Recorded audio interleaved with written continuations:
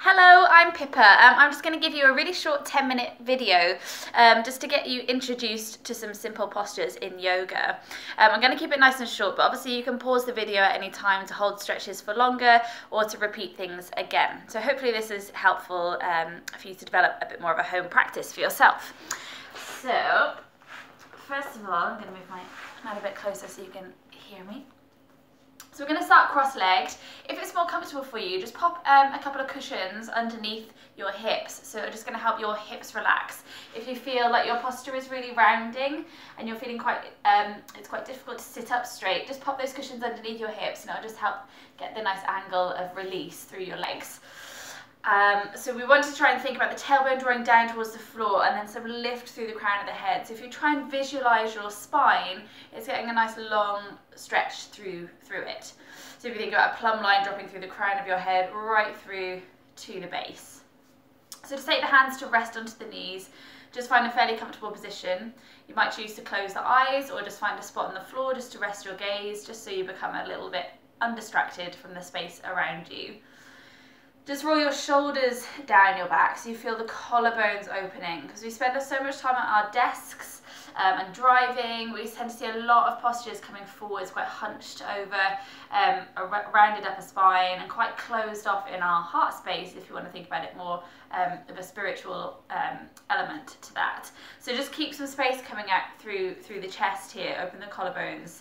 Take the hands to the knees and roll the shoulders down the back. Again, you can repeat that a few times. That alone might just feel pretty good. So once you've found that comfortable position, again, you can just pause the video here. Just focus in on your breath. We always keep the breath coming through the nose in yoga, unless guided otherwise. So the breath's coming through the nostrils. Make sure it's reaching right down into your lower belly. So you feel the lower belly expanding every time you inhale. And then drawing back towards the spine every time you exhale. That's going to connect in with your diaphragm, which is then going to give you a bit more strength, a bit more core stability, and a bit more vocal strength as well. So lots of good things with our diaphragm. So we're just going to stretch the neck out to start with. So just start by dropping the chin to your chest. Keep all the spine nice and tall, just drop the chin. And then very slowly draw your right ear across to your right shoulder. So without letting the shoulders move, keep the shoulders level and the spine nice and tall. Just let the head drop like a coconut on a tree. Let it be heavy.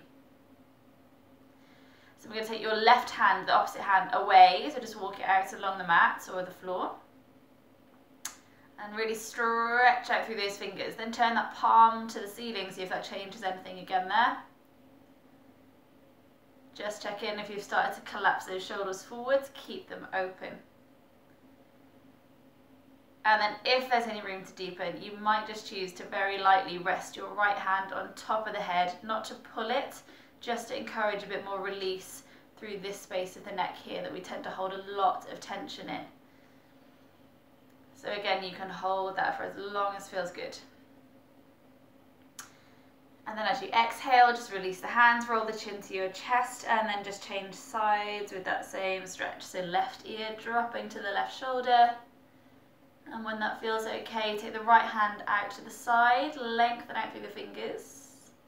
With that one as well, you might just find if you take the hand further forwards or further back, it changes it slightly. You might feel it through the arm if you're particularly tense or particularly tight. Turning the palm then up to the ceiling. And maybe, if it feels right to, taking the left hand on top of the head. So you always in yoga just want to go to the point of feeling a bit of tension to release through. It's not about forcing or straining anything. It's just finding the space in the body. Good. And then release. Just take a couple of rolls side to side with the head. Just let that all go. And maybe a couple of full circles with the head very gently through the top. Just feel that gentle stretch through the throat. And the other way. Ah, that feels good. and roll the shoulders, give that a wriggle out. So just taking a little gentle twist, so taking your right hand up to the ceiling, so that creates a bit of height through the body, and then across to your left knee. Left hand is just going to place behind you, excuse me, I'm just going to turn myself to the side so you can see. So we want to think about any twist being like a balloon.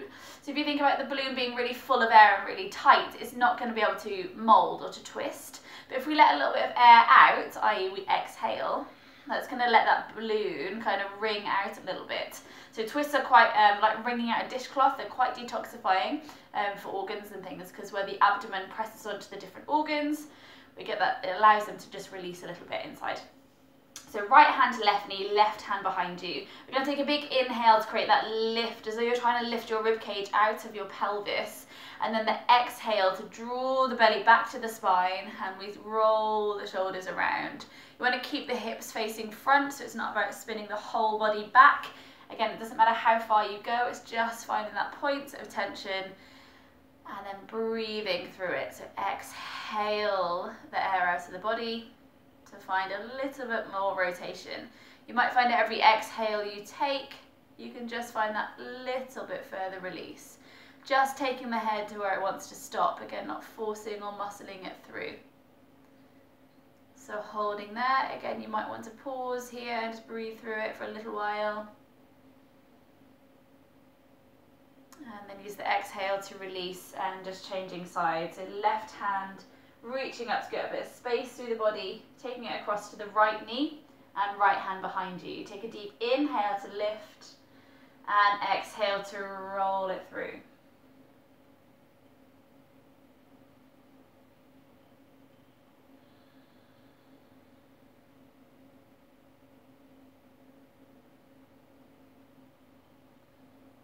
And slowly exhaling to bring it back to center. Cool. So then we're going to roll over onto our hands and knees, really stretching out the fingers as wide as you can, so you get a stretch through the palms of the hands. Particularly pay attention to pressing your index finger and thumb onto the mat anytime you're on your hands, which tends to be quite a lot in yoga. We tend to be on our hands a lot of the time. So getting those index fingers pressing down is going to strengthen up our wrists and then protect our shoulders and back ultimately as well. So tendency is to have a little arch in our spine here if you're quite mobile in your back. So again, think about the spine drawing down through the tailbone and out through the crown of the head. Navel drawing back towards your spine every time you exhale. It's going to keep our back nice and strong and stable. So from here, just a really nice stretch to do, particularly in the mornings, is our cat and cow stretch. So as you inhale, you want to think about your tailbone tipping up to the ceiling and then letting it ripple through the back. Soft elbows, lifting the chin. And then as you exhale, because we're drawing that navel back to the spine, it's going to tip the tailbone under and let it roll through, pressing through the hands to open out the shoulder blades and draw the chin into your chest. So you should be able to feel that stretch going all the way through your back. Again, inhale, lengthen up. That's our cow posture. I'm not really sure why it's called a cow. And then exhale, rolling through to your cat stretch, like an angry cat, which I can understand that one. So really scooping that tailbone under, tucking the chin. So your inhale lifts you through to cow. And exhale through to cat, squeezing belly button to spine, open the shoulder blades. So just work through that a few times in your own breath pace. Some days you might want to keep it fairly dynamic, just getting the back moving. And other days you might want to take it really nice and slow. You might find some sticky areas of the back that aren't quite moving as much. You just want to take your time over and feel free to just hold any side of it, wriggle around in it a little bit, let the head go. That's all good. Just finding space in the body. Good. So then we're going to tuck the toes underneath from there, and then pressing through the hands, lift the knees up. You want to imagine your tailbone has got a light on, that's going to shine up towards the ceiling. Okay, so we're going to press through the hands, lift the knees up, and then tailbone sends towards the ceiling. So you might see this as quite an iconic yoga pose, your downward dog. Don't worry about getting your heels on the floor, that's not the important bit. The important bit is about getting a stretch through your back and through your hamstrings. So if you need a bend in your knees, that's totally fine. I would rather you have a nice long spine, because from there your hamstrings will release. rather than long legs but hunched back, which is going to put loads of strain into your shoulders and everything. So nice deep bend in the knees if you need to, just work into it. And then just paddle through the feet, so just bending one knee at a time, getting a bit of a stretch through one leg at a time. Again, you can hang out here for as long as feels good. You want to try and keep the shoulders pushing back, so you're in a bit of a triangular position. And sway the hips side to side. You might feel that stretch come through the sides of the body as well. Inversions are really good, getting some fresh oxygen to the brain. Good. So from there, walk your hands and feet towards each other. Again, nice deep bend into the knees. Don't worry about getting a nice straight hamstrings or anything. That's not the important bit. We want to release your back. When our back becomes more mobile, then our limbs will become more mobile. So just focus on getting that stretch through your back to start with. So a nice deep bend in the knees. You can fold your arms together. So you've got across through your arms. And then let the crown of your head drop towards the floor. Really focus on trying to let go of your head. Again, we carry so much tension around the tops of our shoulders here. It all holds in our head. So you just want to try and let go of that hold of your head. Crossing the arms helps to just create a bit of weight to open out the shoulders. And if you think then about someone drawing your forearms towards the ground, you should feel that stretch come all the way through your back here as well, possibly into the hamstrings.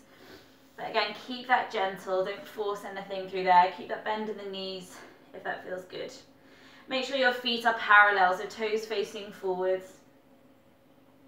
And again, you can just hang out here for as long as feels good, just breathing into it. Make sure you are breathing.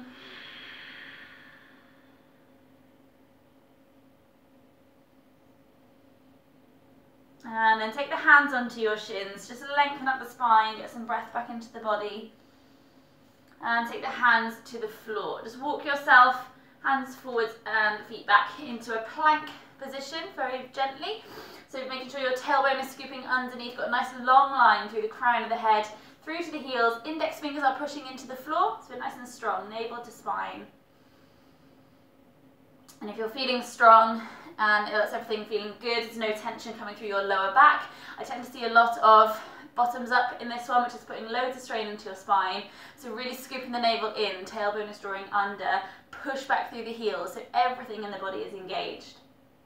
And then gently drop the knees, just let the body roll to the floor, nice and softly, keeping the elbows squeezing in towards your rib cage. Take a few cobra stretches. So stretch the toes back behind you. I think my feet have disappeared off the camera, but keep your toes stretching back. Pubic bone pushing into the floor, so keep again that space in your lower spine. Pressing through the hands underneath your shoulders, elbows squeezing in, just lifting the collarbones, again keeping that space through the chest, lengthening up through the crown of the head. So it's not forcing into the back, it's just finding a bit of lengthening through the spine and the chest. And then exhale to release. Again, you might choose to just float through that a few times if that feels good.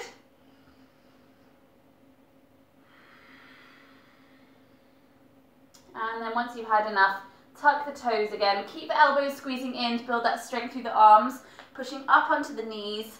And then let's sit back onto your heels so you get into a nice child's pose. I like to do this with the toes tucked under, so you keep a stretch coming through the feet as well. Take the knees slightly wider than your rib cage, so you have enough room to breathe, and stretch the hands forwards. If it's too strong with the toes tucked, just release them. Send the tailbone back towards your heels, and rest the forehead down to the floor.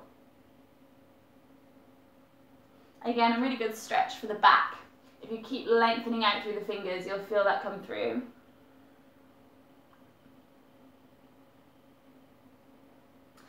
And to get into the sides of the back, you can just walk the hands over to one side. Again, place the forehead down between your arms, let go of the weight of your head.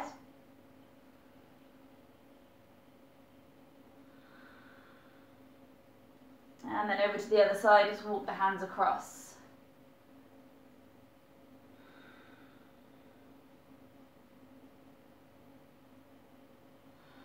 And then back to center.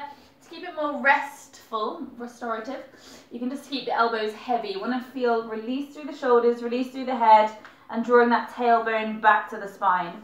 Don't worry if your hips are still quite high, if they don't get that fold. That's okay, that's just tightness in your lower back, which is very common. So we're just over time allowing that tailbone to come down towards the heels. And you'll know when you get there, it's an amazing, lovely feeling. Good. So when you're feeling nice and stretched through there, just coming back to seated, that's all I'm going to cover for today, just a few basics there. So working on that cat and cow is really important. Again, the more mobile our spine is, the more mobile our hamstrings and everything else will become as well. So work on the cat and cow and then lead that into your downward dog and forward folds. That's what I'd work on for now. All right, I hope that was helpful and thank you so much for watching. Namaste.